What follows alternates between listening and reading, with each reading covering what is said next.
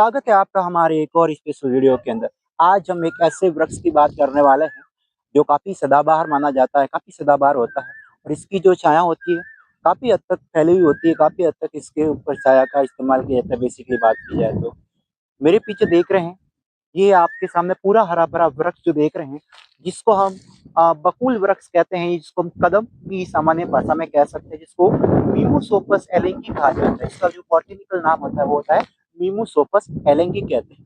आज हम इसी वृक्ष के बारे में बात करेंगे और अगर बात करें तो इसकी क्लाइमेट कहाँ पर ये ज़्यादातर अवेलेबल रहता है, उष्णकटिबंधीय और उपोष्णकटिबंधीय क्लाइमेट के अंदर ये पाया जाता है आपका मिमोसोपस एलेंगी या बकुल का वृक्ष कहते हैं।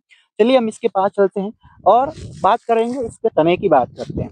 तो देखिए जो इसका तना जो होता है काफ़ी हार्ड होता है, काफ़ी कठोर होता है, काफ़ी कठोर मजबूत लकड़ी होती है इसके तने की।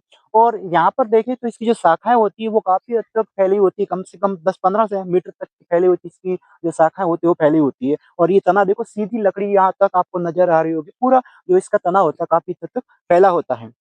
अगर हम बात करें, अगर इसके हम देखिए ये कुछ इसके जो अगर हम बात करें बीजों की, तो आप देख रहे हो मैं इसका एक फूल निकाल के बताता हूँ कि ये देखो ये इस प्रकार के इसके जो फूल होते हैं वो इसके लगते हैं। अगर मैं इसके फूलों की बात करूँ तो ये इस प्रकार के जो फूल होते हैं आपको नजर आएंगे, जो आपको हल्के व्हाइट और पीले रंग के नजर आते हैं, व्हाइटिश कलर के हल्के पीले रंग के नजर आते हैं जो। और इस फूल की एक खासियत है कि इसका जो फूल होता है इसकी सुगंध काफी लंबे समय तक रहती है। अगर ये फूल नीचे सूख कर भी गिर जाता है तो भी इसकी सुगंध जो तो कुछ समय तक इसकी सुगंध रहती है।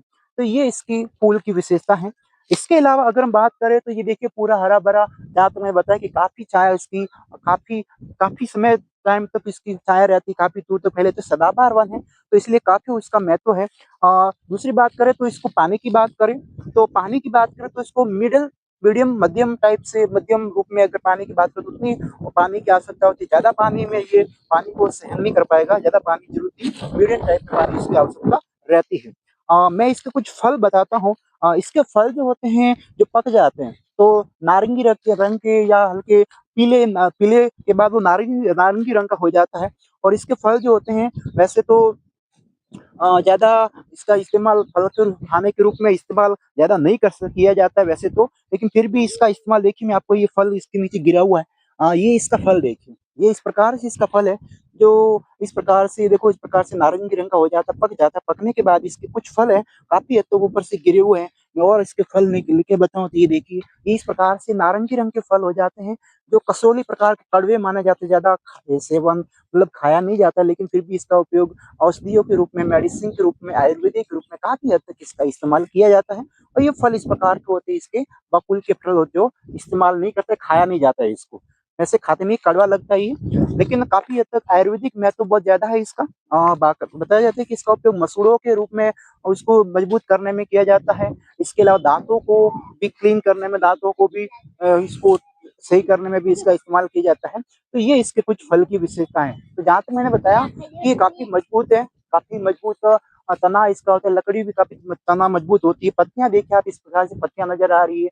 फूलों के बारे में चर्चा की हमने, तो काफ़ी हद तक इसका महत्व मैंने बताया है बकुल पेड़ के बारे में, जिसको मिमोसोपस एलेंगी कहते हैं। तो उम्मीद है कि आपको इस वृक्ष के बारे में काफ़ी जानकारी मिली होगी। जानकारी मिल अच्छी लगी तो चैनल को सब्सक्राइब कीजिए, लाइक कीजिए। धन्यवाद।